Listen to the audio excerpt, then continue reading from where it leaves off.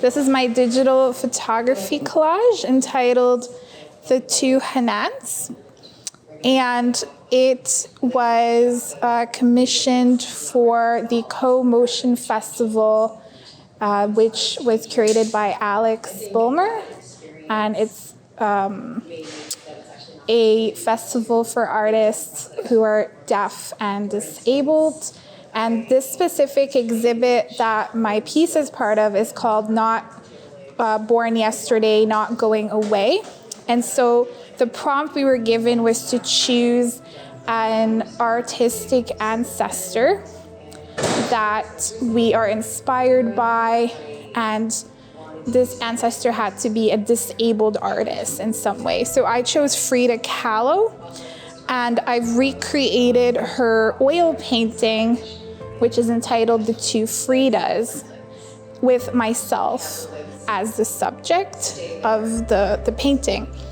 So as you can see with this, it's me twice, and on one side is the darker parts of me, which is representative of the times where I'm struggling with illness, with mental illness, with trauma. And on the other side is the lighter part of myself. And that's the part of myself that's creative and bubbly and full of joy.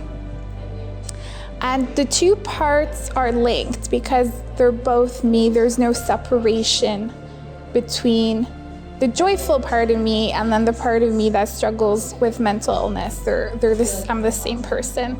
So you could see the two hearts are linked with a string.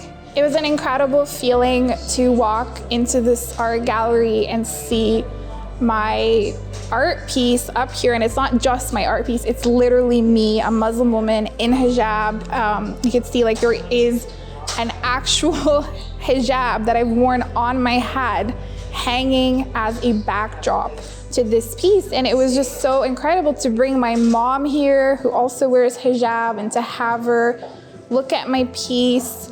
I don't know historically if the Harbourfront Center has exhibited other Muslim women or Muslim women in hijab specifically, because I have personally not seen it.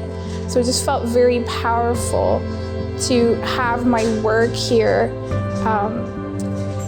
It's great.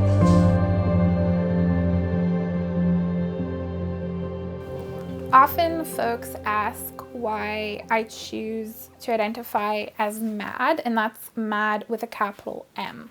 So a capital M-A-D. And the reason I identify as MAD is I feel like that is a lot more empowering than identifying as, quote unquote, like a mentally ill person, or putting forth all these labels that psychiatrists have diagnosed me with. I think MAD explains my experience a lot better.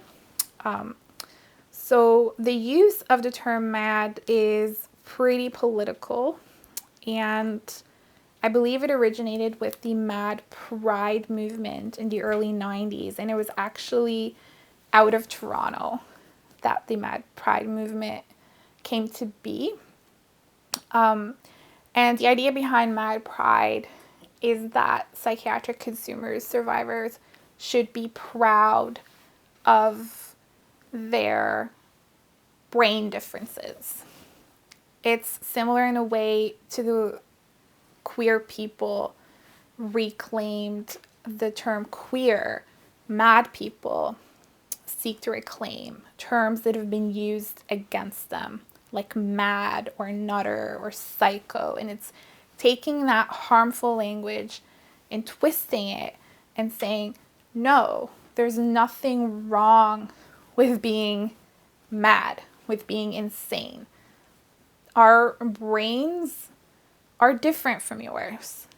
God created us this way, or at least for me, because I believe in God. I believe God created us this way, but of course, other folks in the MAD movement may have a different view on this, but my personal view with mad pride, or using the term mad, is that, you know what, I am proud of my brain.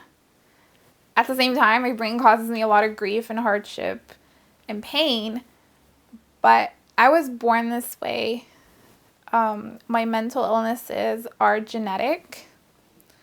Of course, they have been exacerbated by life circumstances, but God created me like this. So why should I be ashamed of it? Why should I be ashamed of struggling? I don't think somebody who has diabetes is necessarily ashamed of having diabetes. Like some folks are born with diabetes, and that's the genetic lottery. Not everybody's so lucky to be completely healthy. And I also ask, like, what is sane and what is insane, and who defines those terms? And the deeper you delve into that question, you'll realize that it is a social construct. Most people throughout their life will experience mental health challenges. That doesn't necessarily mean that they will have a chronic mental illness. I do really like to differentiate between the two. And this is just me speaking, it's not an actual stat. But I believe, honestly, that 100% of the human race will at some point in their life have a mental health issue. Whether it's because they're going through a tough time, like, a physical illness, or a death of a loved one, they're experiencing grief, maybe they're going through divorce, maybe they're facing financial issues, they're fleeing from war. There are just so many things that happen in life that can cause your mental health to not be at its best. So maybe, I don't know what the stats are, but that's just my belief that everybody will have mental health issues at some point. Most people have experienced depression in some way. Usually, if a loved one dies, you might fall into a bit of a depression.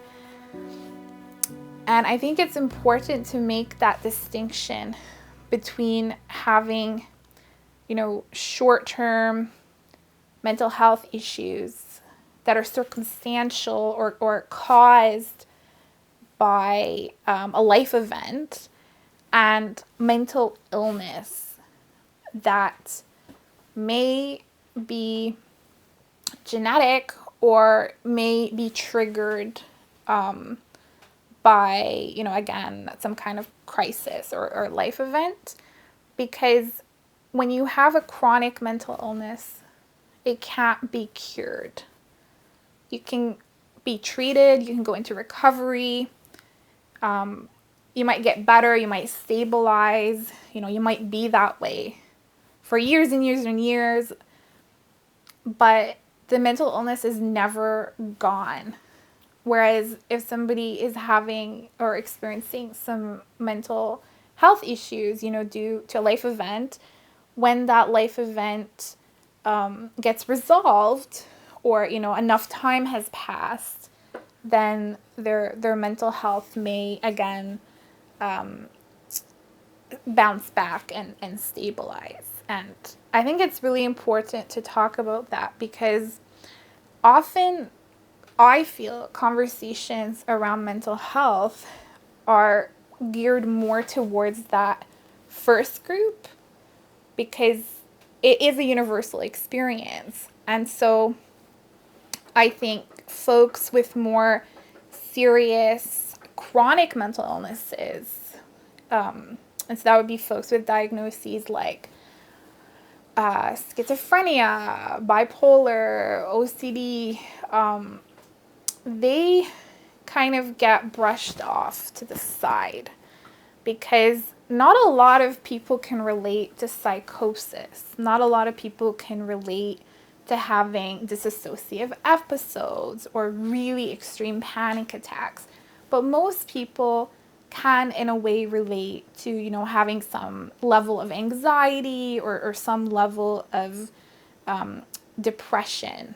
But even with that, I feel like a lot of those conversations aren't looking at people who have severe clinical depression. The kind of depression that can't be fixed with a hot bath and self-care. Like, that's not, that's not the kind of depression that's being talked about in those conversations.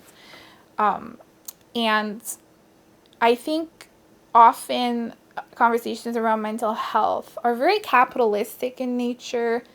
A lot of the times it's folks talking about self-care, and if you should work less, and you should take some time off to do things that are relaxing. And it's like, well, of course you feel depressed, of course you feel anxious if you're overworked and you're not giving your brain any time to rest. But a person in that situation, a person experiencing burnout,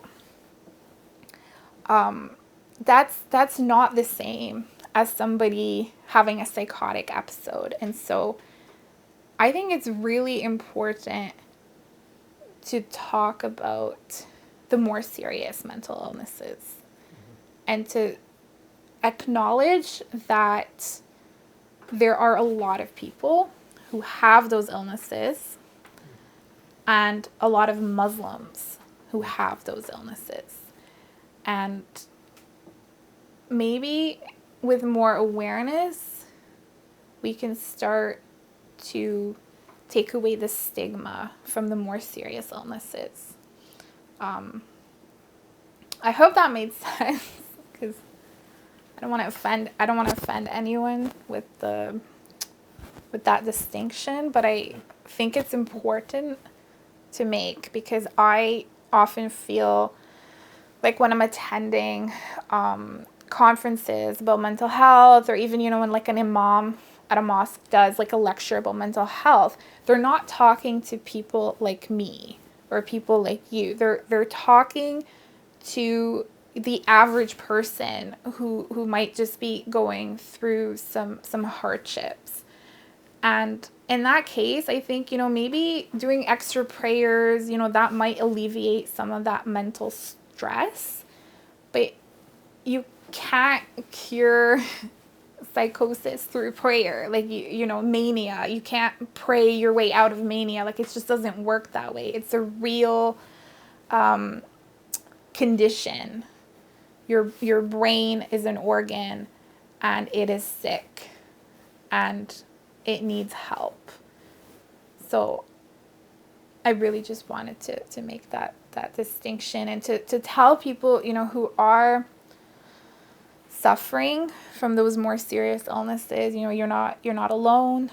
There are others like you in the community, and a lot of times it remains secret and it remains hidden because there's way too much stigma to come out and talk about the more serious type of mental illness.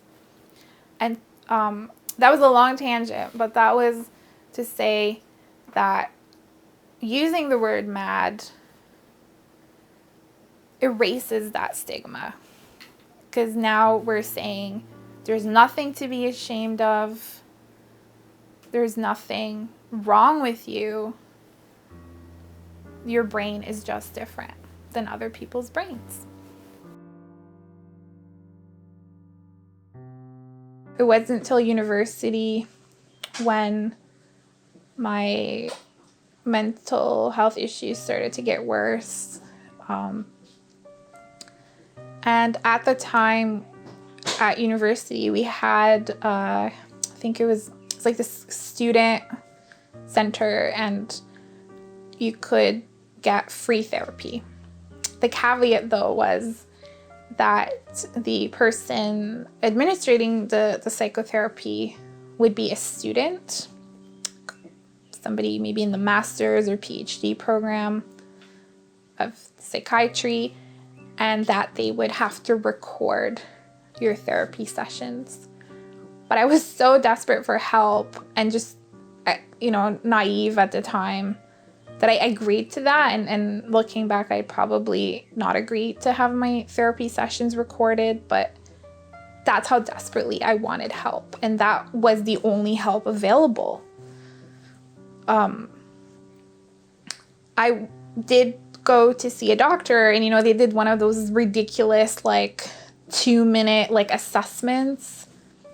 You might have encountered those before, where they go through this checklist of questions to figure out, do you have depression? Do you have anxiety? And, so at first they would say, you need to sleep better, or try to not be as stressed out. It's all stress. You're really stressed out. And it felt like more than that to me. It felt like no matter how hard I tried to relax or to fix it, it just wasn't something I could fix with, sleep or vacation. It's just, there would be periods of time where I felt normal, and then it would get worse again. And I did the therapy, and that first year of therapy, it wasn't too helpful, because the therapist I was seeing, she was a young student, white woman. Most of those therapy sessions was me trying to explain to her or try to make her understand why certain things were causing me distress, because she just had zero grasp of my lived experience, my culture, my community. So that was exhausting, trying to educate the therapist. This little unicorn, I actually created this during one of my Art Cart workshops. And so Art Cart is a program that is run by Workman Arts and Gifts of Light at CAMH, which is Center for Mental Health and Addiction Issues. And pre-pandemic, what we would do is we would go on the various units in person, and we would facilitate these hour-long workshops. And for one of the workshops, I brought in a variety of wooden figures, and we all painted a figure. So even though I'm the facilitator, I would also join in on whatever activity we were making. And this unicorn was one of the figures that I painted, and I added a lot of glitter. And I love magical things like unicorns and fairies. I'm a huge lover of fantasy. Growing up, I read a lot of fantasy books, and that was initially the kind of writing I wanted to write. I wanted to write fantasy books. And I kind of got sidetracked. Like I said, I started writing about my lived experiences. And so, inshallah, what I hope to do is, I hope to start writing fantasy from the perspective of a Muslim woman, which I think will look a lot different. So kind of like how would you reimagine something like Lord of the Rings, but with hijabis in it? And I think that's going to be really cool. So I'm hoping to be able to write about that. And it might not really be about, madness or disability, but it'll be fun.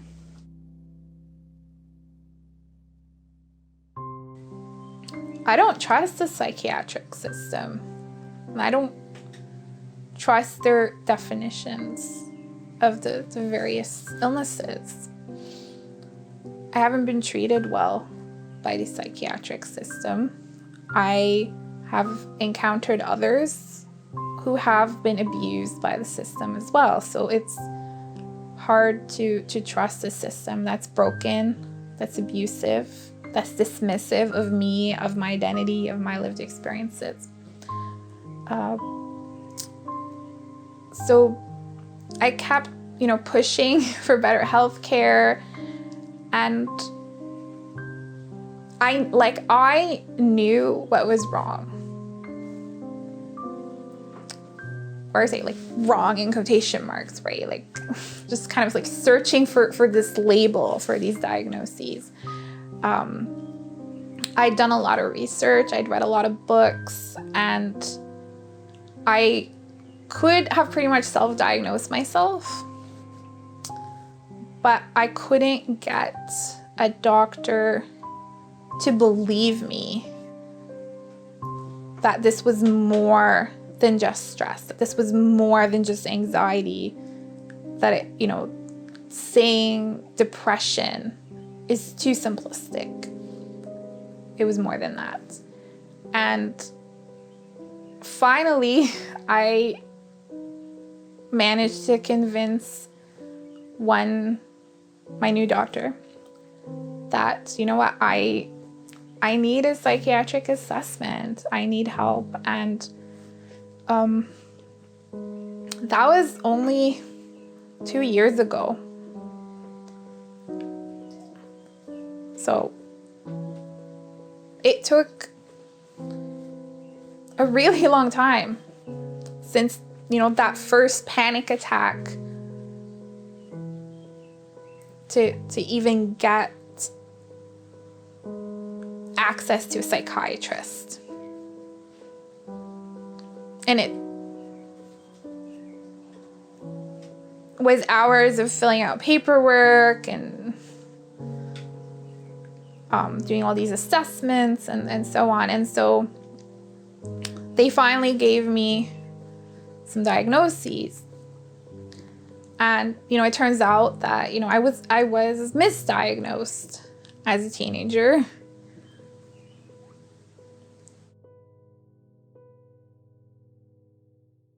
One of the diagnoses that came out of that assessment was that I have inattentive ADHD, which explained a lot. And I had suspected for a really long time that I was not neurotypical, that I had some kind of neurodivergence.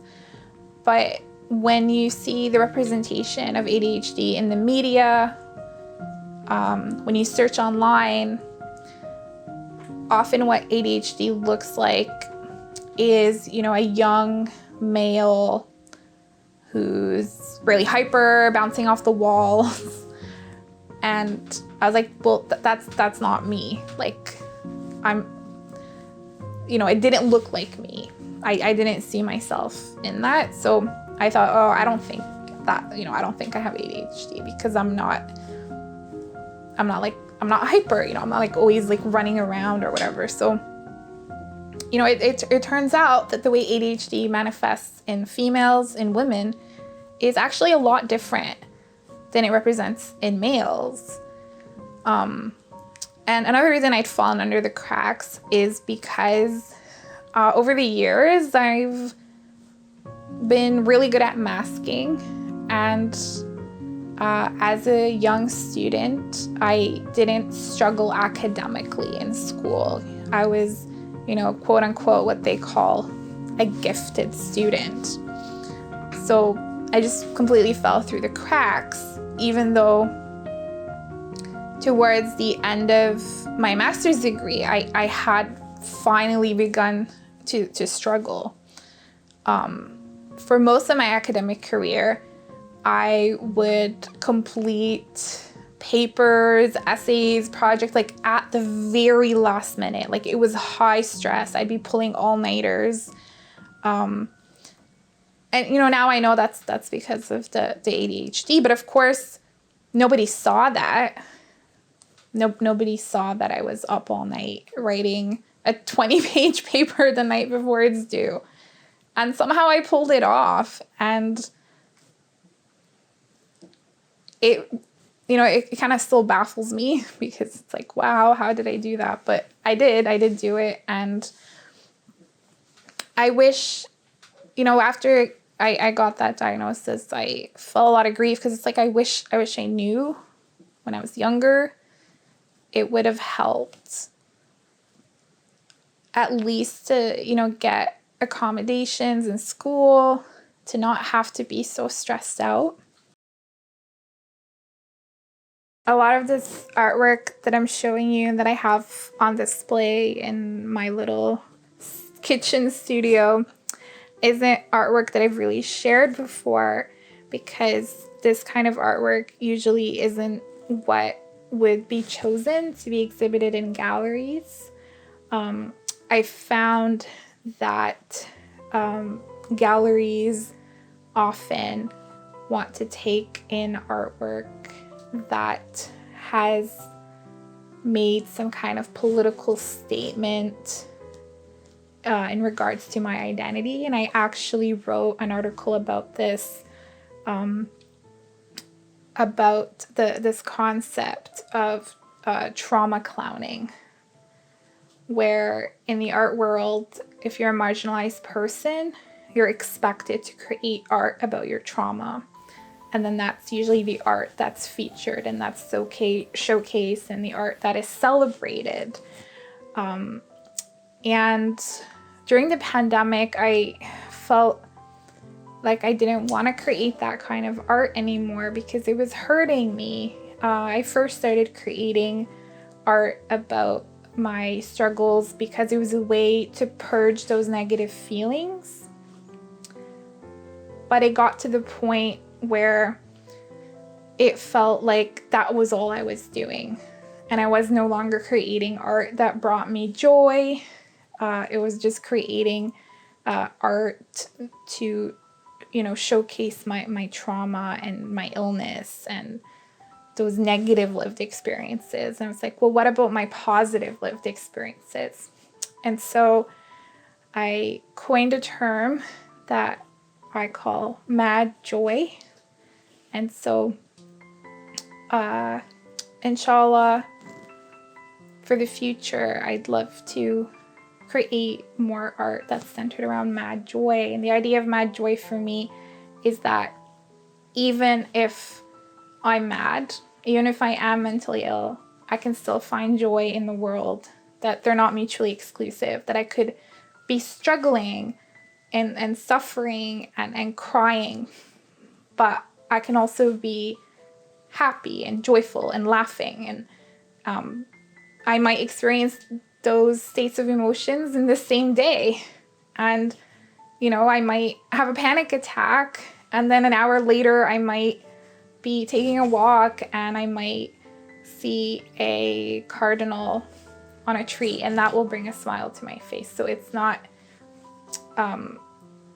like I said, it's not mutually exclusive. You can have both at the same time. And so I think it's inaccurate to always represent marginalized people as victims of trauma.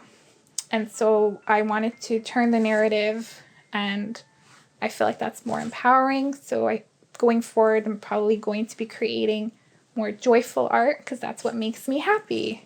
And for now, it's not in an art gallery. It's in my home. And I think that's okay.